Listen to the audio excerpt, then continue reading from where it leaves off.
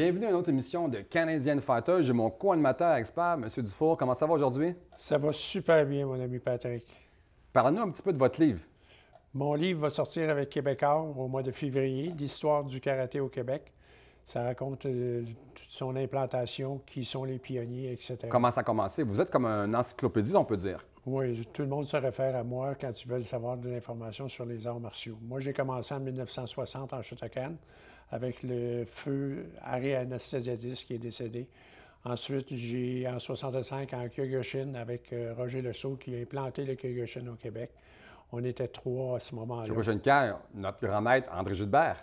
Oui, qui aujourd'hui promouvoit le C'était sa fête la semaine passée en plus. Le 19.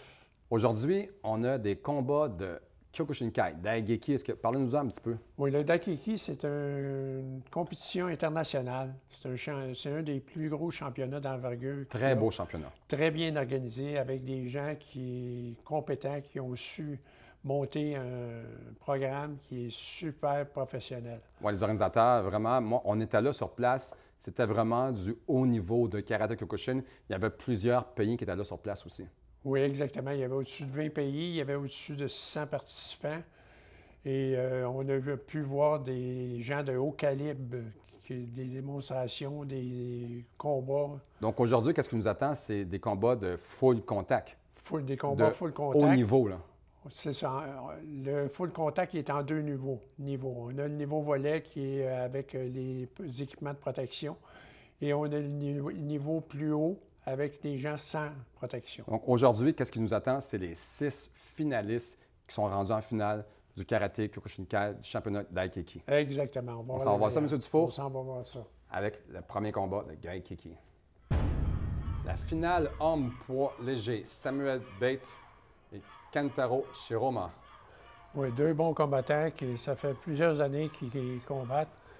On voit beaucoup de techniques de poing, de pied. Il faut dire qu'en Kyokushinkai, les coups de poing sont interdits à la tête.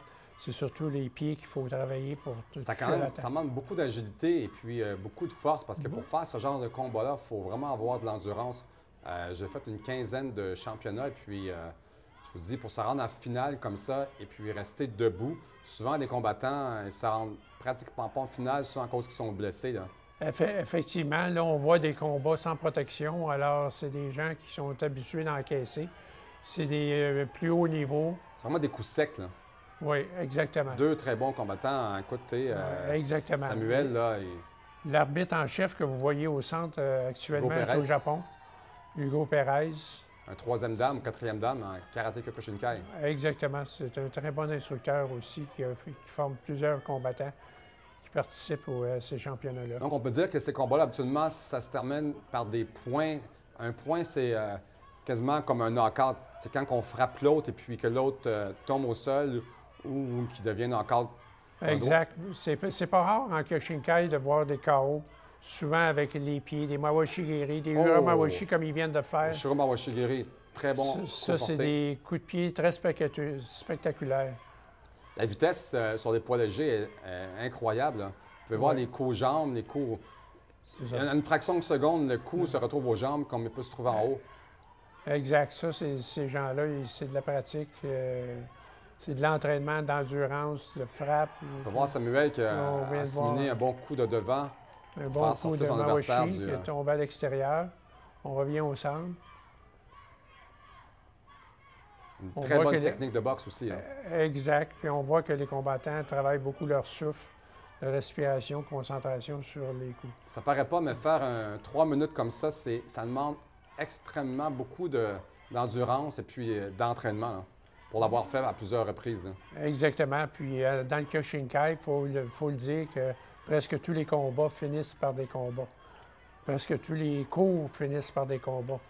Alors, celui qui ne veut pas faire de combat, il est mieux de ne pas se rendre dans le Kyokushinkai. C'est sûr que là, présentement, ils n'ont pas de protection, mais c'est vraiment du haut niveau. C'est très rare qu'on peut voir ça. Là. On peut voir que les deux combattants ont beaucoup d'expérience. Exactement, parce que dans cette compétition-là de Kiki, il faut dire qu'il y a deux niveaux. Il y a le premier niveau que les gens ont de l'équipement de protection, puis l'autre volet, c'est des 18 ans et plus, c'est plus des hauts niveaux sans protection.